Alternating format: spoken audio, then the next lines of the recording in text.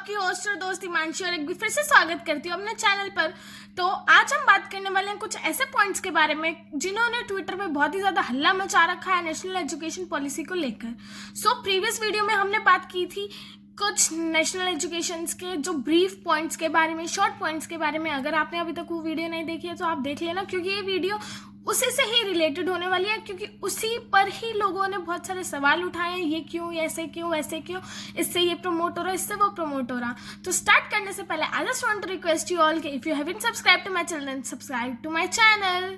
So education is something which plays a very important role in one's life. फिर चाहे वो पैसा, power, खुशी, सुकून, development, growth, skill, opinion, thoughts, मतलब जितने भी आप वर्ड सुन रहे हैं, स्ट्रैटेजीज, बिलीफ, जो भी कुछ आप सुन रहे हैं, जो भी आपके दिमाग में वर्ड आ रहा है, इवन मैं आपको समझा पा रही हूँ, मैं बोल पा रही हूँ, एवरीथिंग कम्स इनटू एजुकेशन। आप इंटरप्रेट कर पा रहे हैं, that is also education. So education is बहुत ज़्यादा वाइड, बहुत ज़्यादा vast. India is also a developing country, तो वी ऑल नो कि इसके पीछे बहुत सारे रीजन्स हैं, और एक रीज़न के बारे में जो हम आज बात करने वाले हैं वो है एजुकेशन।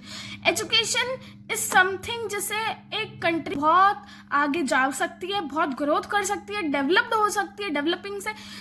आज हम उसी के बारे में बात करेंगे कि जो फैक्टर एजुकेशन एक इतना इम्पॉर्टेंट रोल प्ले कर रहा है, और गवर्नमेंट ने 34 ईयर्स के बाद एजुकेशन पॉलिसीज में चेंज लाया है, सो दैट कि हम दूसरे देशों के मुकाबले हम उनका मुकाबला कर सके, इंडिया हमारा आगे पहुंच सके, डेवलपमेंट हो सके और हर इंसान तक एजुकेशन पहुंच सके। तो उसमें लोगों को इतनी प्रॉब्लम, इतने इश्यूज क्यों आ रहे हैं, तो आज हम इन्हीं सब के बारे में बात करने वाले हैं। ये पॉलिटिकल एजेंडा तो नहीं है जो लोगों को भड़काया जा रहा है, ट्विटर पर ट्रेंड कराया जा रहा है, रिजेक्ट एनईपी 2020। तो आखिरकार ये है क्या, आखिर इसके पीछे मोटिव किसका है? गवर्नमेंट ने तो अपना मोटिव क्लियर कर दिया कि डेवलपमेंट और सबको प्रॉपर एजुकेशन प्रोवाइड करना, ये तो गवर्नमेंट का एजेंडा है। बट पॉलिटिकल पार्टीज, ऑपोजिशन का मुद्दा क्या ये है कि गवर्नमेंट के खिलाफ लोगों को भड़काना। क्या लोग अपना दिमाग यूज नहीं कर रहे हैं जो ट्रेंड कर रहे हैं? और उन्होंने क्या क्या क्वेश्चंस उठाए हैं एनईपी को लेकर, तो आज हम इसी के बारे में बात करने वाले हैं। तो वीडियो एंड तक जरूर देखेगा, क्योंकि एंड में I am suppose to ask 2 questions जो मैं भी पूछना चाहती हूँ और जो बाकी और लोगों ने उठाए हैं, तो I am supposed to answer all of these. So NEP जो है, मैं as you all know कि मैं अपनी प्रीवियस वीडियो में भी बता चुकी हूँ, बट स्टिल मैं आपको एक छोटा सा ब्रीफ दे देती हूँ। NEP एक ऐसी स्ट्रैटेजी है जो फोकस करती है practical knowledge, skill development, employment, creativity, not only on academics but overall. अब बात करते हैं आखिर लोगों के क्वेश्चंस क्या हैं, किस बेसिस पर हैं, और I would try to answer all the questions. So first, vocational training को लोग चाइल्ड लेबर से जोड़ रहे हैं, कह रहे हैं कि चाइल्ड लेबर प्रमोट कर रहा है। तो पहली चीज तो वोकेशनल ट्रेनिंग है क्या, उसमें क्या इंक्लूड होता है, वो कैसे काम करेगा? आई एम आंसरिंग यू कि वोकेशनल ट्रेनिंग 6 to 8 क्लास के बच्चों के लिए है, उनको प्रोवाइड किया जाएगा। 10 दिन की उन्हें ट्रेनिंग दी जाएगी एक ईयर में, जहाँ वो अपने मनपसंद कोर्स को कर सकते हैं।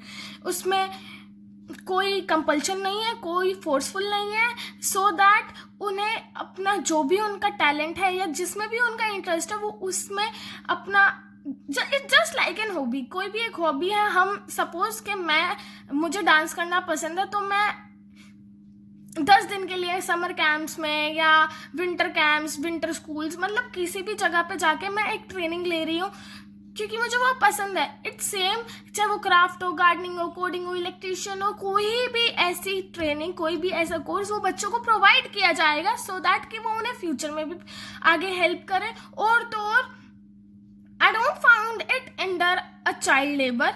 मोर ओवर, इससे वो आगे अपना फ्यूचर भी परस्यू कर सकते हैं। उन्हें पता चल जाएगा कि फील्ड वर्क क्या होता है, लोगों की रिस्पेक्ट करना क्या होता है, और एजुकेशन का इंपॉर्टेंट गोल ही यही है कि वो डिसेंट ह्यूमन बीइंग बने, उनको प्रोफेशनल्स की रिस्पेक्ट करनी आए, उनका मेंटल ओवरऑल हर तरीके से डेवलपमेंट हो, क्रिएटिविटी एनकरेज हो, और तो और उनका सिर्फ फोकस एक थियोरेटिकल नॉलेज पे ना हो, प्रैक्टिकल नॉलेज पे भी हो। अब हम चलते हैं सेकंड पे। सेकंड वो क्या बोल रहे हैं कि जो लैंग्वेज है कि एनईपी प्रमोट करता है Hindi as a national language को, तो ऐसा कुछ भी नहीं है। हिंदी को उन्होंने फॉर एग्जाम्पल यूज किया है, वो भी 65 पेजेस में एक ही बार यूज किया है, उसके अलावा कुछ भी नहीं।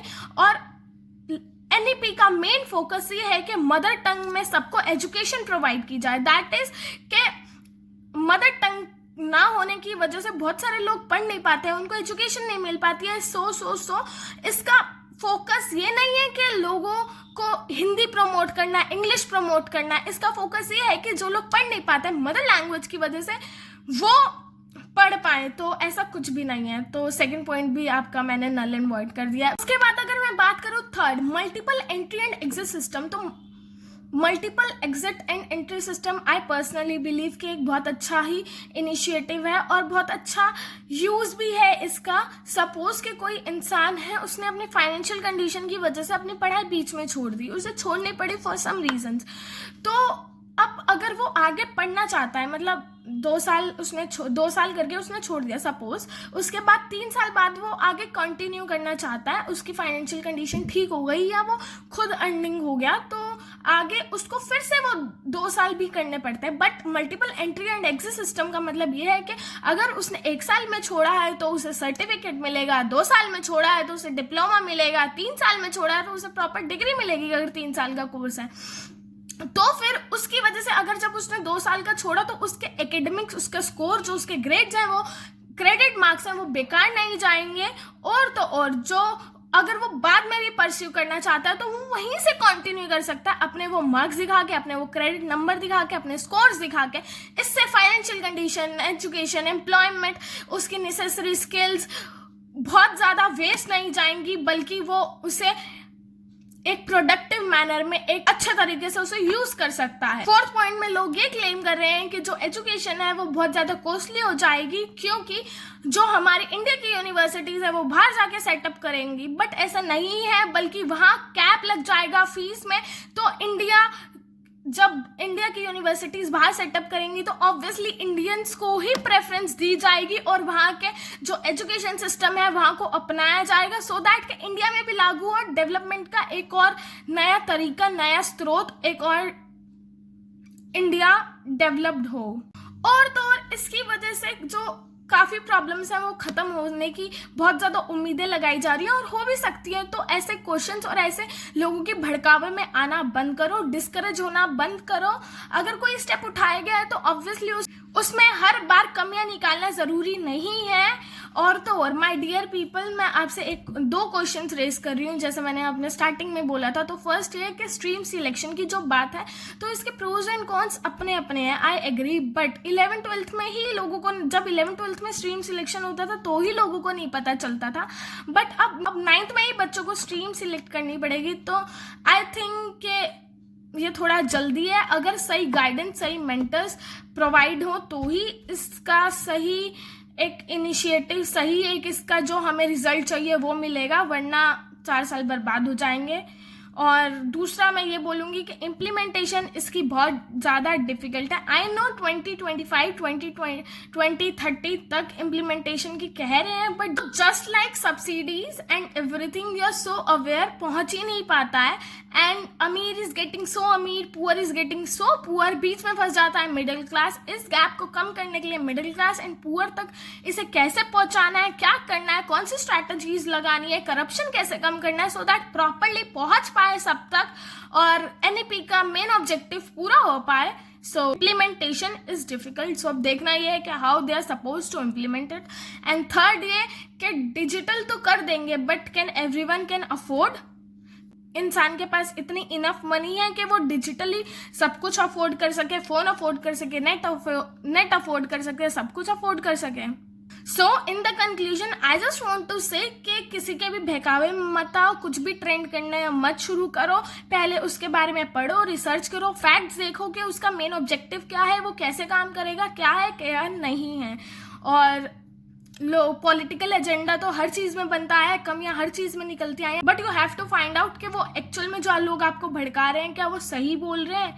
थोड़ा अपना दिमाग भी यूज करो। और I think this is a good initiative जो हमारे इंडिया को बहुत आगे तक लेके जाएगा। स्टार्टिंग में I told about the development and all, education की importance. So that's it for the today's video. I hope you like it, and if you like it तो do not forget to subscribe to my channel, comment below कि आप मेरी बात से कितना सहमत है, आपको क्या लगता है कि जो मैंने 3 क्वेश्चंस उठाए वो कहाँ तक सही हैं, कहाँ तक गलत हैं। और जैसे कि एज यू नो कि लॉ बन जाते हैं, लिख दिया जाता है, पेपर वर्क कर दिया जाता है, बट उसका इम्प्लीमेंटेशन, एग्जीक्यूशन प्रॉपर नहीं हो पाता है, नहीं पहुंच पाता है, वो सिर्फ कहने की बात हो जाती है। सो बाय, मैं मिलूंगी आपसे एक और नई वीडियो में। टाटा।